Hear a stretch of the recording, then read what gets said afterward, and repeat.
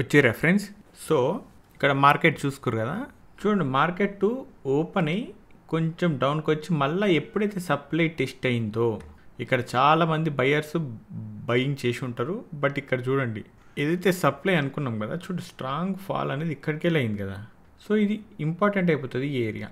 Okay, ఈ area important కాబట్టి supply అయితే రెస్పెక్ట్ చేసింది.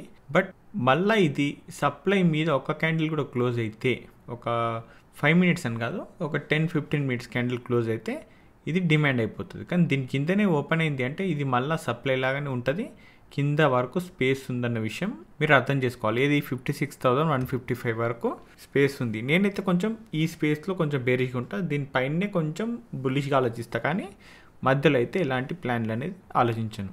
అంటే మధ్యలో అంటే ఏడబడతాడు, ఈడ కానీ కాదు. ఈ సప్లై దగ్గర ప్లాన్ ఆలోచిస్తా, ఈ డిమాండ్ దగ్గర ప్లాన్ ఉంటుంది, ఇంకా వేరే జాలు ఉండదు అంటున్నా.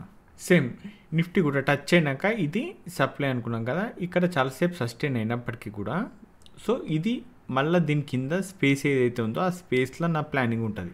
ఓకే, కొంచెం బేరిష్గా. కానీ నేను బుల్లిష్గా పోవాలంటే ఇది ఓకే, ఇట్లా పైకి కూడా పోవచ్చు. బట్ ఇక్కడ ఇంకోటి ఉంది లైన్ పెట్టిన 25,281, ఇది కూడా అబ్జర్వ్ చేస్తా. ఎందుకంటే ఇది కూడా నాకు ఇంపార్టెంట్, ఇక్కడ నుండి కూడా రిజెక్ట్ అవ్వచ్చు అనమాట. ఎటు తిరిగి ఇది హై మీద క్రాస్ అయ్యి పైకి పోతేనే కొంచెం బుల్లిష్గా ఆలోచిస్తా. కానీ ప్రస్తుతానికి సైడ్ వేస్ లేదా కొంచెం బేరిష్ సైడ్ అయితే ఆలోచిస్తా. ఆల్రెడీ కొంచెం బౌన్స్ అయింది కదా ప్రైస్.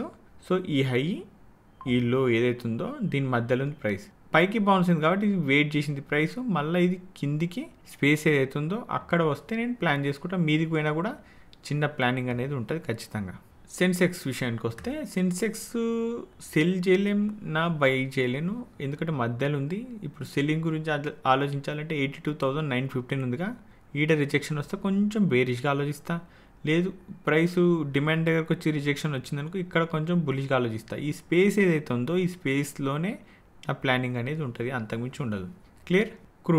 క్రూడ్ ఆయిల్ చూడండి, నిన్న మనం డ్రా చేసుకున్నాం కదా, ఈ సప్లై ఎంత చిన్నగా ఉంది చూడండి. ఇండ్లకి వెళ్ళి కూడా ప్రైస్ అనేది స్లో అండ్ స్టడీ కిందికి వచ్చేసింది. ఓకే, కిందికి వచ్చిందా, మళ్ళా సెకండ్ టైం కూడా పోయి సేమ్ ఏరియా నుండి రిజెక్ట్ అయిపోయింది ప్రైస్.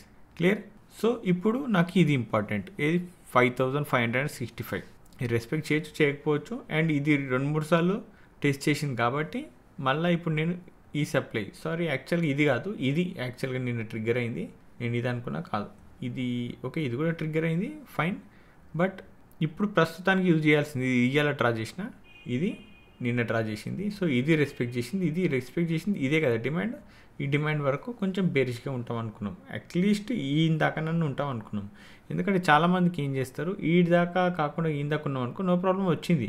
కానీ ఈ బుల్లిష్ క్యాండిల్ చూడండి, ఈ బుల్లిష్ క్యాండిల్ ద్వారా ఏమైపోతుందంటే కొంచెం లాస్ కూడా ఫేస్ చేస్తుంటారు, ప్రాఫిట్ వచ్చింది కాస్త తగ్గిపోతుంటుంది అనమాట. అందుకే నేను ఈ దాకానే ఉంటాను ఆల్రెడీ డిస్కస్ చేసినాం. బట్ ఇప్పుడు ప్రస్తుతానికి ఇది ఇంపార్టెంట్ నాకు, ఇది ఆల్రెడీ ట్రిగ్గర్ అయింది కదా. ఓకే, నో డౌట్ ఇది సప్లై. బట్ 5,655, 5,646 అనేది నాకు ఇంపార్టెంట్ లెవెల్. ఇది మళ్ళీ ఇక్కడ టెస్ట్ చేసింది అంటే ఆల్రెడీ టెస్ట్ చేసింది ఇది, బట్ మళ్ళీ టెస్ట్ చేసింది అంటే కొంచెం బేరిష్గా ఆలోచిస్తాను నేను డౌన్ సైడ్. ఓకేనా, ఫైన్. న్యాచురల్ గ్యాస్ చూడండి, ఇదే అనుకున్నాం కదా, ఇదే సప్లై. ఈ సప్లై నుండే రిజెక్షన్ వచ్చింది నిన్ననే మనం మాట్లాడుతుండగానే.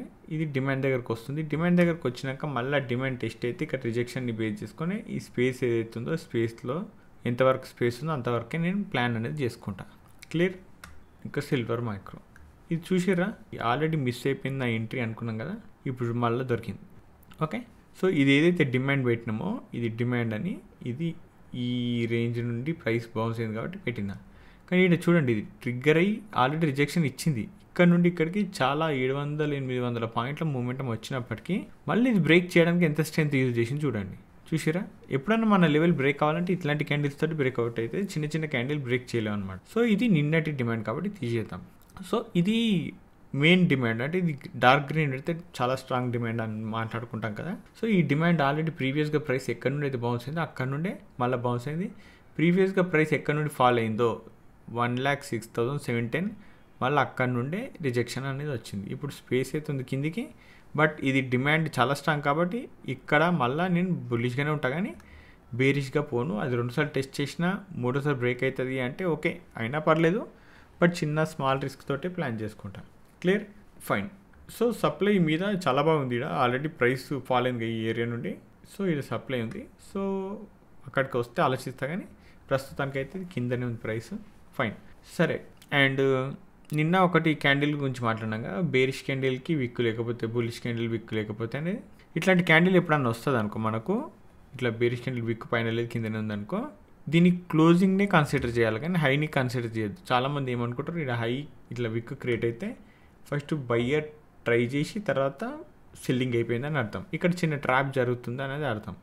ఎందుకు అంటే అక్కడ ఆల్రెడీ పెండింగ్ లిక్విడిటీ కానీ ఆర్డర్స్ కానీ ఉంటే అట్లా జరుగుతుంది. ఇక్కడ ఎలాంటి లేవు ఆర్డర్స్ అంటే ఇంపార్టెంట్ లెవెల్ ఇది ఉంది అనుకో, ఇది ఏడ ఓపెన్ అయినా కూడా ఇక్కడ పెండింగ్ లిక్విడిటీ ఆర్డర్స్ ఏవి లేవు అనుకుంటే ఇది స్పీడ్గా వచ్చి దీని కింద క్లోజ్ అవుతుంది అనమాట. సో ఇది ఎక్కడ కూడా వచ్చిందనుకో ఇట్లా ఇక్కడ ఇంపార్టెంట్ లెవెల్ ఉంటుంది అనేది గమనించాలి. ఓకేనా. చిన్న విక్ కూడా ఉండకుండా మొత్తానికే ఉండొద్దు, 0% ఉండాలి విక్. అలాంటి క్యాండిల్ వచ్చిన రోజు కూడా బేరిష్ క్యాండిల్ వస్తే ఎక్కువ ఫాల్ అవ్వడం, బుల్లిష్ క్యాండిల్ వస్తే ఎక్కువ బుల్లిష్ మూమెంటం రావడం అనేది జరుగుతుంటుంది. ఇది అబ్జర్వ్ చేయండి, క్యాండిల్స్ చార్ట్స్ చూస్తే మీకు కూడా క్లారిటీ వస్తుంది. క్లియర్.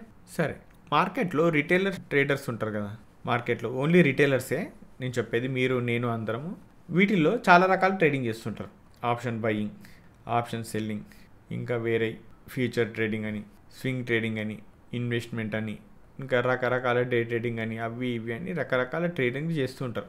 ఓకే, BTSTలు అని ఇవన్నీ ఇలా చేసే ఎన్నో రకాల స్టైల్స్ ఉంటాయి కదా.